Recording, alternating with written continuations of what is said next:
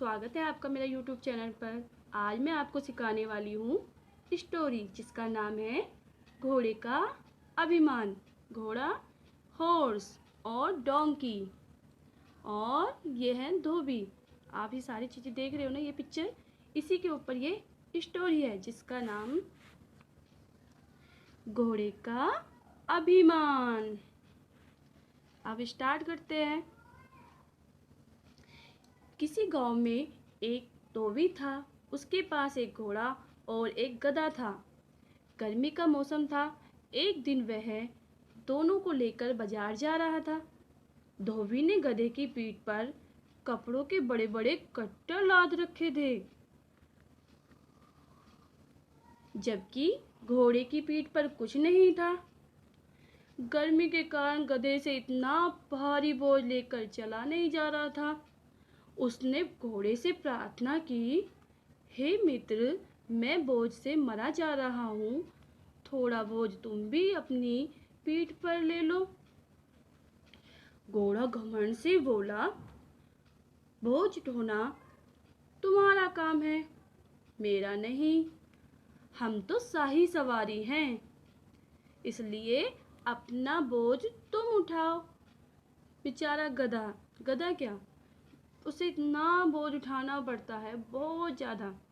क्योंकि आपने धोबी के पास देखा होगा, गांव में देखा होगा, गांव में पहले ईंटें वगैरह आती थी तो कौन करता था? गधा। मट्टी डालने का काम कौन करता था? गधा। और उसमें बदले में क्या मिलता था? रूखा सूखा चारा। तो हम कहाँ पर थे बच्चों? घोड़े की बात सुनकर बेचारा गधा चुप हो गया। लेकिन थोड़ी देर बाद बोझ की अधिकता के कारण गधे के पैर लड़खड़ाने लगे और वह बीच रास्ते में गिर पड़ा। गर्मी के कारण उसकी आंखें बाहर निकल आईं, क्योंकि गर्मी बहुत थी। फिर क्या हुआ, सुनना चाहोगे ना? सुनाती हूँ। गधे की ऐसी दुर्दशा देखकर धोबी को अपनी गलती का एहसास हुआ। उसने गधे को प्यार से पुचकारा तथा पानी पिलाया और उसने गधे का सारा बोझ घोड़े की पीठ पर लाद दिया। उस धोबी की भी तो गलती थी ना, उसने सारा वजन गधे को दे दिया और घोड़े को कुछ नहीं दिया। गधे का सारा बोझ लादने पर घोड़े को एहसास हुआ कि गधे पर बोझ सचमुच बहुत ज़्यादा था। अब घोड़ा अपनी गलती पर बहुत पछताया। वह सोचने लगा, यदि मैं गधे की बात मानकर उसका थोड़ा सा बोझ अपनी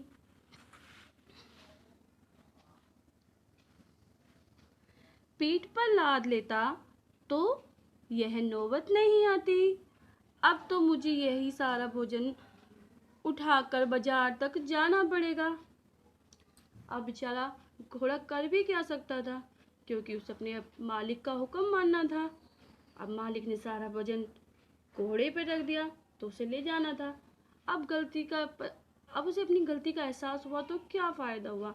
अब तो उसका सारा वजन उसके पास आ गया।